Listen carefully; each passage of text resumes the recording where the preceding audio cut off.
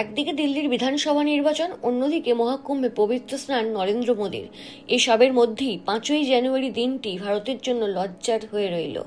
সেদেশে বেআইনিভাবে প্রবেশকারী ভারতীয় অভিবাসীদের নিয়ে অমৃতসরে অবতরণ করল আমেরিকার সেনার বিমান।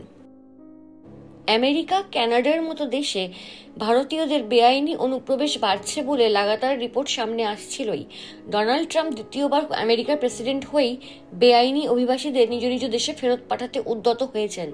সেই মতোই 5ই জানুয়ারি ভারতীয় অভিবাসীদের নিয়ে অমৃতসরে নামল আমেরিকার বিমান।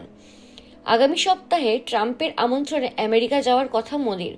বন্ধুত্বপূর্ণ আলোচনা হওয়ার কথা সেখানে। কিন্তু তার আগে যেভাবে ভারতীয় অভিবাসীদের ফেরত পাঠালো ট্রাম্প সরকার, তাতে বন্ধুত্বের সম্ভাষণ আর খাটছে না।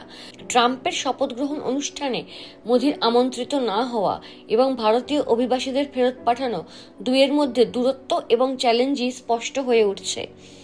এর আগে গুয়াতেমালা সহ আরও বেশ কিছু দেশের অভিবাসীদেরও ফেরত পাঠিয়েছে আমেরিকা।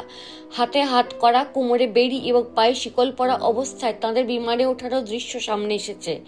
ভারতীয়দেরও কি তাহলে হাত করা বেড়ি পরিয়ে ফেরত পাঠালো আমেরিকা? প্রশ্ন রয়েছে, কিন্তু উত্তর নেই। কারণ অমৃতসরের মাটিতে আমেরিকার সেনার বিমান নামার দৃশ্য সামনে এলেও সেই বিমানের আশেপাশে সংবাদ মাধ্যমকে ঘেঁষতে দেওয়া হয়নি। ভারতের মাটিতে নামার সঙ্গে সঙ্গে যেতে দেওয়া হয়নি ফেরত আসা ভারতীয়দের কাছেও, বরং মাছি গলতে না পারে এমন নিরাপত্তার ঘেরাটোপে বিমানবন্দর থেকে বের করে নিয়ে যাওয়া হয় তাঁদের। গাড়ির ভিতর উঁকি দেওয়ারও উপায় ছিল না। ভারতকে বিশ্বগুরু করে তোলার স্বপ্ন ফেরি করে বেড়ানো মোদী এবং তার সরকারের মন্ত্রীরা এ ব্যাপারে নীরবতা পালন করছেন। আন্তর্জাতিক ক্ষেত্রে ভারতের পাসপোর্টের কদর বেড়ে গিয়েছে বলে দাবি করা মোদী কেন চুপিসারে ভারতীয় অভিবাসীদের বিমানবন্দর থেকে বের করলেন? আমেরিকার সেনার বিমানকে কেন ভারতের মাটিতে নামতে দেওয়া হলো? কেন ভারত নিজের বিমান পাঠিয়ে সম্মানের সঙ্গে ভারতীয়দের ফেরত নিয়ে এলো না? রয়ে যাচ্ছে প্রশ্ন উঠছে ভারতের বিদেশ নীতি নিয়েও। এর আগে জো বাইডেনও ভারতীয় অভিবাসীদের ফেরত পাঠিয়েছিলেন। এবার ট্রাম্প।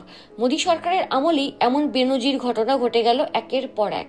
আন্তর্জাতিক মহলে মাথা উঁচু হওয়ার পরিবর্তে মাথা হেঁট হওয়ার জোগাড়, অথচ সরকার স্পিকটি নট। ট্রাম্প চড়া শুল্ক নিয়ে মুখ খুলতেই তড়িঘড়ি আমেরিকার মোটরসাইকেলের উপর শুল্কের হার কমিয়ে দিয়েছে ভারত। তাহলে কি ট্রাম্পের সামনে আগেভাগেই মাথা নত করছে ভারত? তাহলে ট্রাম্পের সঙ্গে বন্ধুত্বের দোহাই বা কেন? কোনো প্রশ্নেরই উত্তর দেওয়ার গরজ নেই দিল্লির।